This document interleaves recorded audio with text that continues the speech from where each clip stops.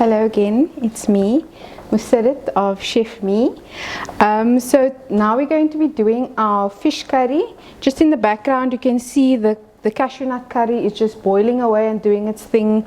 We got a lid on that's slightly ajar and it's just going to soften, and when it's soft it's ready to go.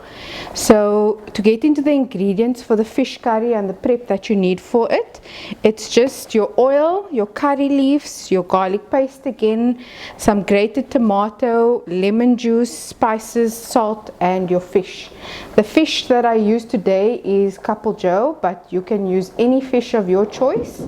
It's all your preferences, and yeah, just enjoy. So the only prep work for fish curry is basically the grated tomato. So the tomato size that I would judge on, this is large in my opinion, so we use 3 tomatoes of this size, and then you just cut them into quarters. And all you want to do is go on your thick side of your grater, and you just want to go rotate in circles, because all you want to do is get rid of the peel. You don't want to use that, but you want to grate the inside so that it breaks down easily and you don't have chunks of tomato pieces inside. So just in circles, and you don't want to get the peels in. So I've done the other 2.5 over there. So this is, 2 3/4. So this is the other quarter that is still going to go in. So again, circular motions, just till you can feel that it's only a thin piece of skin left. And that's all that you'll be using. And that's what you're left with, a beautiful tomato juice paste, shall I call it. And that is ready to go for your fish curry. Okay, so now for your spice mix, it's pretty simple. You're also going to be using your famous masala dabba again. So I'm going to go in with salt first. This is about 1 kilo of fish, which is about 8 to 9 pieces, depends on how you have it cut. So I'm going to start off with, again, I always suggest starting off with less, and you can always add more salt afterwards. So I'm going to start off with just 1.5 teaspoons of salt, and then your chili powder is going to be 1 teaspoon. This is your preference of how strong you like your curries, and your family, what they prefer. If they're younger, then obviously put less, but that's my teaspoon of chili powder. Then you're going to go in with a teaspoon of your halid / turmeric also. Then you're going to move to your jeera, which is also a nice teaspoon as well. Then your rough red chillies is 1/2 teaspoon. Again, this is your preference and how strong you like your curries.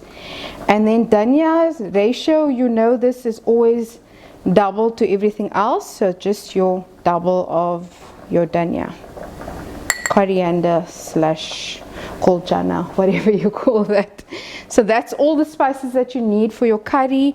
The rest is just as we've measured out before. This is about a juice of 1 to 2 lemons, depending on the size of your lemons, but you could say it's about 2 tablespoons of lemon juice. It's nice for that tart flavor for fish curry. And that's your grated tomatoes, your garlic paste, and this is freshly picked curry leaves. Now we'll move over to making it. So now that we've prepped everything and we're good to go for our fish curry, so we'll start off by just heating up your pot slightly, because the ingredients are, they're pretty simple. So it's a good organic, homemade, healthy curry. So we're just going to heat up our pot first. I'll just run through the process quickly. You're adding your oil, then you're just going to add in your curry leaves till they splatter. Immediately you're going to add in your garlic and then your tomatoes, and you're going to allow that to dry.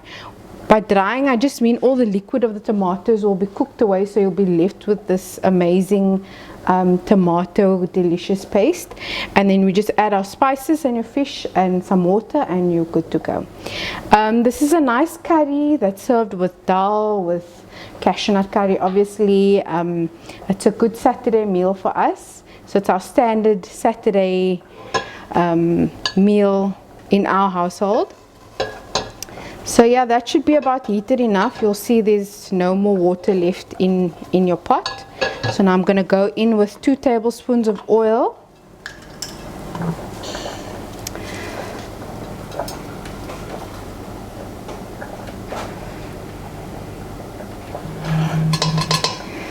So you're just going to allow that to heat slightly, and I like to use a bigger size pot for this because it does splatter quite a bit.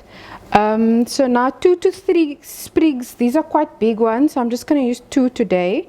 So in order to activate the flavor of curry leaf, it's good to always give it a good crush. That just opens up all the flavor that's inside. So you just, once I see that is heated up, I'm just going to add this in, and it's going to splatter, so be careful. So you're going to add that in. Then you're going to go in immediately with your teaspoon of garlic. Give that a nice stir. Just be careful, this does splatter quite a bit, but you need this high heat to give out the aroma. You can smell it immediately, the awesome aroma coming from that. Then you're going to go in with your grated tomatoes and add all in, and that's just going to cook until all the liquid has dried from your tomato mixture. This is a super simple curry, something you can do in like 15 minutes tops. The fish cooks. What we like to do usually is get up to this stage of all the spices being done already, and then we just once place the pieces of fish in there without cooking it. When we're ready to serve, then we just give it a quick cook through, so that way the fish is not overcooked and, you know, falling apart already. It's just softened beautifully. So now, as you can see over here, you're just wanting, you don't want to do the lid on at this stage because you want the water to evaporate from your tomatoes. So yeah, so while we're waiting, we can do some chatting. I'll tell you a bit about my brand. It's called Chef Me. My name is Musarrat Ebrahim, hence the me part, and I am a chef by qualification. I studied both hot kitchen and pastry, but pastry was always my calling. So me and cooking are not such good friends, but you know, you have to do what you have to do. So yeah, then I worked in industry for a good couple of years. I was at One and Only, at the Japanese restaurant. I worked in a few other places as well, and eventually I've gotten to my goal, which is now I teach classes for to ladies only, anybody about the age of 15 years old. So it just launched this month actually. And it was meant to launch in my birthday month, which was March, but you know, life happens, and that didn't happen because of our Auntie Rona that came to visit us. And yeah, so I just decided we have to start. So now I keep it nicely, only 2 to 3 students per class. I like the smaller classes, that way you can give each person more attention, and they don't feel shy or intimidated by others, so they can do what they want to do. They're free to openly ask questions or things that they struggle with. Alhamdulillah, I've had a few classes already, and it went off really well. I'm looking forward to doing more classes as well. And yeah, it's just based from home, and it's really nice because I change the content of the courses every month. So yeah, if you have a second, go and check it out on Instagram and Facebook. The handle is the same, which is Chef Me 17. A lot of people ask why the 17. It's just the year that I started doing all of this, as in working for myself finally, and not for any other companies. Yeah, that's me in a nutshell. I think we're almost ready with this tomatoes being dried out. It's as you can see, it's a very easy process, so it's something you can get on the go. You can serve it with roti, serve it with rice, however you prefer it. Some good side veg is always like aloo, like masala aloo. So now the normal style with just halad, turmeric and jeera, and sometimes mustard seeds people like to add in here. Yeah, it goes with everything and anything. I forgot to add in also, the cashew nut curry goes really well with Indian veg as well. So don't ask me the English names for it, but I know there's bender and boucher and all those kind of things. I would just not add so much water and then allow it to cook more as a thick, nice side veg. A nice option for your vegetarian people, or you know, just those that just want to exercise veg as well. It's really good. I've been to India about, I think, 4, 5, how much times, mommy? A few times, alhamdulillah. We've always been based in Walworth, which is where I'm from, where my grandparents are from. And yeah, my favorite foods to eat while we're there is definitely anything fish. That is why I immediately decided on fish when I was trying to decide what to make. We actually always have a delicious prawn akni as well. And there's something about the Gao food that just tastes so organically amazing. Even if you make the same things with the same spices that you brought from there, it's just not the same. It's really truly living the simple life over there, where there's nothing to do besides eat, sleep, cook, and you know, pray, shall I say. Yeah, I loved every time. Bombay on the other hand is like where all the fun happens, so all the good shopping spots, and yeah, I loved India. It was an experience though, so it's a nice thing to do if you want to get to know your roots, which I think is very important, which is obviously the highlight of this Heritage Day cook along, getting back to our Indian roots. And the adhan for the word is also going off, so that's nice to hear in the background. Okay, so I think we are ready. This is the driest we want to go with cooking off our tomatoes. So now you can go in with your lemon juice. That's about 2 tablespoons or 1 to 2 lemons, depending on the sizes of your lemons. This gives it the nice tart flavor and takes off that fishy taste that you get from just raw fish. Then we're going to go in with our spice blend that we mixed on earlier. So I'll just add that over. Now we're going to just allow the spices to it's always important to allow the spices to just cook out a bit, because you don't want the rawness to come through, because the fish also cooks so quickly. It literally will be done in 10 minutes or even shorter, depending on how high your stove is. So you just want that to cook out slightly. And that should be about it. That's just like a few seconds. You can see that it's gotten also nice and dry. The thing with the fish, it retains a lot of water. So once you put it in, it will release its own water as well. And then I've put in the recipe to add in a cup of water, but you can adjust it to how much water comes out of your fish as well.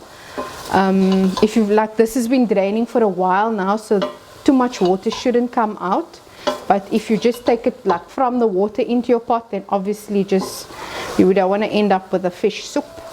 So I'm going to go in now with my fish. I like to use a wider pot so that the fish is not sticking over each other too much. So I'm going to add in my fish pieces. Again, this is just your favorite kind of fish. This is Couple Joe that I'm using today. So I kind of like to not overlap it too much.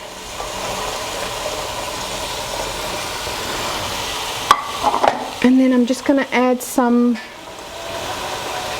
chopped coriander over there. So some people like to add it after. I like to add some before because it allows the flavor of that to go into the fish as well. I mean, we all don't like fishy fish, so that helps with that. So I'm just going to go in with half a cup of boiling water first, and then we'll see how much is needed afterwards. No, actually I think I'll go in with a cup. Looking at it now, because as I did say, this was draining for quite a while, so it won't release a lot of water. So when you have your fish inside, you don't want to use this wooden spoon anymore, because it's going to break. It's going to break. Sorry, I just need to get some pot holders. So you don't want to use your wooden spoon. You just want to kind of stir the pot around. So that's what you get. So just so that it's all the fish is covered. So like I said, if you're cooking this before the time, then you would get it to this stage and just switch your stove off, because when you're ready to cook, then when you're ready to serve, it will literally take a few minutes. I'm just going to swap this piece over. It'll just take a few minutes, and then it's like you can see the edges are already cooking already. And yeah, in the meantime, our cashew nut curry is just boiling away on the side over there. I'm going to give it another stir quickly. Sorry, a swirl around, shall I say. And you can see, I mean, I only added in a cup of water, but there's still so much water that is coming out of there. So that's all there is to my fish curry. I hope you guys enjoyed that. So this is just going to cook until the fish is fully cooked through. At this point you can put the lid on if you'd like, just to allow the fish to steam and not too much water to be evaporated. Yeah, so that's my segment for the day. So I'm just gonna put my lid on and put it ajar again. I'm gonna turn the heat a bit lower so that it doesn't reduce too quickly. Also, when you're doing the cashew nut curry on the side, at this point you don't want to be using your spoon anymore, because your cashews have softened already, and if you use a spoon and kind of knock it about, then you're going to break the cashews up, and it's very nice to serve it with actually the half pieces intact and not like a big mush.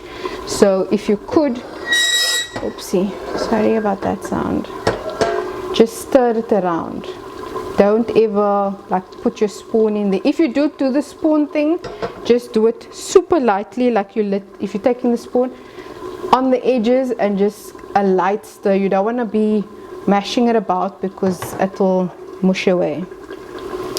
Yeah, so that still needs a bit of a while. As you can see, it's thickened and reduced also as well. So that should be